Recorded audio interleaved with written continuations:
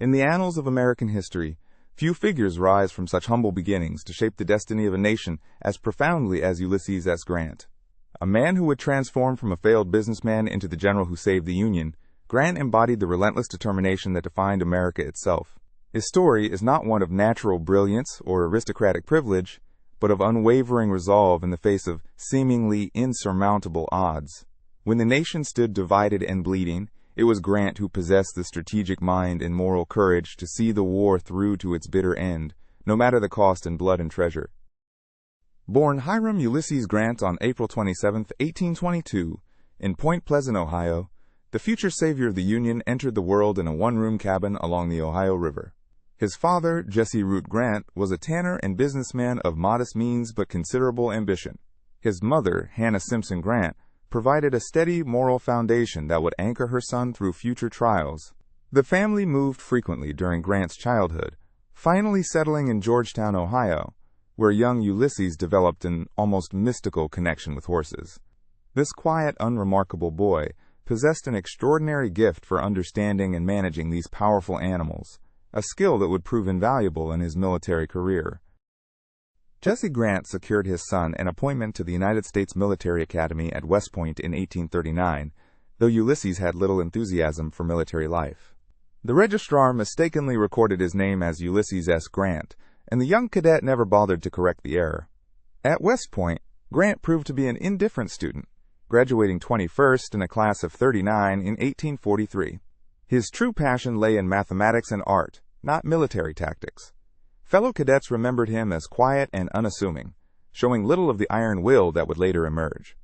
He harbored dreams of teaching mathematics after completing his required military service, never imagining that destiny would call him to far greater purposes. Grant's early military career during the Mexican-American War from 1846 to 1848 provided his first taste of combat under General Zachary Taylor and Winfield Scott. He served as a quartermaster, learning the crucial art of military logistics while observing the strategic decisions of experienced commanders. The war taught him valuable lessons about supply lines, troop movement, and the importance of maintaining momentum in military campaigns. However, Grant privately opposed the conflict, viewing it as an unjust war of conquest. After the war, he was stationed at remote posts in California and Oregon Territory, where separation from his beloved wife Julia led to periods of heavy drinking and growing disillusionment with military life. In 1854, Grant resigned from the Army and returned to civilian life, beginning what would become 7 years of professional failure and financial hardship. He attempted farming on land provided by his father-in-law near St. Louis, Missouri, but crop failures and economic downturns left him struggling. His wife, Julia Dent Grant, whom he had married in 1848, stood by him through these difficult years, though their growing family faced genuine poverty. Grant tried his hand at real estate and bill collecting with little success. By 1860, he was working as a clerk in his father's leather goods store in Galena, Illinois, seemingly resigned to a life of quiet obscurity. These years of failure, however, taught him humility and empathy for the common soldier. When Confederate forces fired upon Fort Sumter in April 1861, Grant immediately recognized the magnitude of the crisis facing the nation. At age 39, he helped organize a volunteer regiment in Galena and soon received command of the unruly 21st Illinois Volunteer Infantry Regiment. His natural leadership abilities quickly became apparent as he transformed this undisciplined unit into an effective fighting force. Governor Richard Yates of Illinois, impressed by Grant's competence, appointed him Brigadier General of Volunteers in August 1861. Unlike many political appointees, Grant had genuine military education and experience. His first significant victory came at the Battle of Belmont, Missouri, where he demonstrated the aggressive tactics that would become his trademark. Grant's breakthrough came with his campaign against Fort Henry and Fort Donelson in Tennessee during February 1862. These Confederate strongholds controlled crucial river routes, and their capture would open the pathway into the Confederate heartland. At Fort Henry, Grant coordinated with naval forces under Flag Officer Andrew Foote, demonstrating his understanding of joint operations.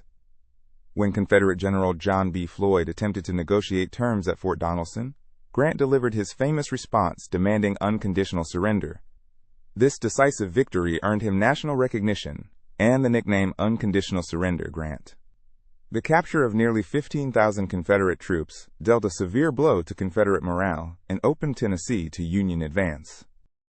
The Battle of Shiloh in April 1862 nearly ended Grant's career before it truly began.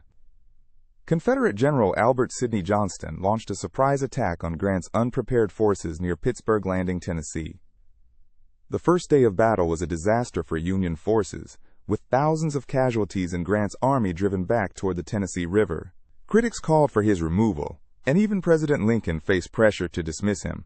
However, Grant's determination shone through the chaos. He refused to consider retreat, instead reinforcing his position and launching a devastating counterattack on the second day. The battle caused both sides enormous casualties, but ultimately secured Union control of western Tennessee and established Grant's reputation for tenacious fighting. The Siege of Vicksburg, from May to July 1863, represented the culmination of Grant's strategic genius. This Confederate fortress on the Mississippi River was the key to splitting the Confederacy and gaining complete control of the vital waterway. Grant's initial attempts to capture the city through direct assault failed, leading him to implement a brilliant campaign of maneuver and siege. He moved his armies south of the city, crossed the Mississippi, and then swept inland, cutting Vicksburg's supply lines and isolating the garrison. For 47 days, Confederate General John Pemberton's forces endured constant bombardment and starvation. When the city finally surrendered on July 4, 1863, the same day as the Confederate defeat at Gettysburg, the strategic balance of the war shifted decisively in favor of the Union. President Lincoln, impressed by Grant's consistent victories in the Western Theater, promoted him to General-in-Chief of all Union armies in March 1864.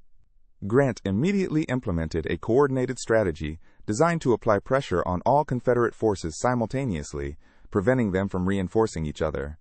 He personally accompanied the Army of the Potomac in Virginia, finally providing the aggressive leadership that had been lacking in the Eastern Theater. The Overland Campaign that followed from May to June 1864 was a series of brutal, costly battles, including the Wilderness, Spotsylvania Courthouse, and Cold Harbor. Unlike previous Union commanders who retreated after heavy casualties, Grant pressed forward relentlessly, declaring his intention to fight it out on this line if it takes all summer. The Siege of Petersburg, from June 1864 to April 1865, became the final act of the Civil War.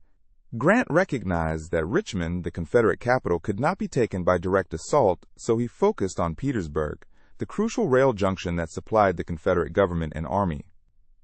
For 10 months, Grant systematically extended his siege lines, cutting Confederate supply routes and gradually strangling Lee's army of Northern Virginia. The psychological pressure was as important as the military pressure, as Grant's relentless advance demonstrated to the Confederacy that Union resolve would not break. Meanwhile, he coordinated with General William T. Sherman's march through Georgia and the Carolinas, implementing his strategy of total war that targeted Confederate infrastructure and civilian morale. As Petersburg's defenses finally crumbled in early April 1865, Confederate General Robert E. Lee began his desperate retreat westward, hoping to link up with Confederate forces in North Carolina.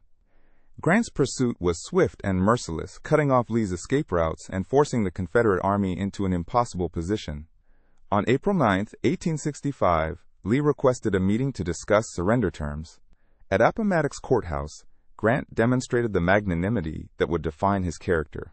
He offered generous terms, allowing Confederate officers to keep their sidearms and horses, and ensuring that Lee's soldiers would not face prosecution for treason. The surrender effectively ended the Civil War, and Grant's gracious conduct toward his defeated enemies helped begin the process of national reconciliation. Grant's post-war career as the 18th President of the United States from 1869 to 1877 was marked by significant challenges and mixed results. His administration successfully stabilized the national economy, reduced the national debt, and protected the civil rights of freed slaves through enforcement of Reconstruction policies. However, Grant's trusting nature made him vulnerable to corrupt associates, and several scandals tarnished his presidency. The Credit Mobilier scandal, the whiskey ring, and Black Friday gold panic all occurred under his watch, though Grant himself was never implicated in personal corruption. His greatest presidential achievement was his unwavering commitment to protecting African American rights during Reconstruction, using federal troops to combat the Ku Klux Klan and enforce the 15th Amendment. After leaving the presidency, Grant embarked on a world tour that established him as America's first global celebrity. He was received by royalty and heads of state across Europe, Asia, and Africa, representing American democratic ideals on the world stage.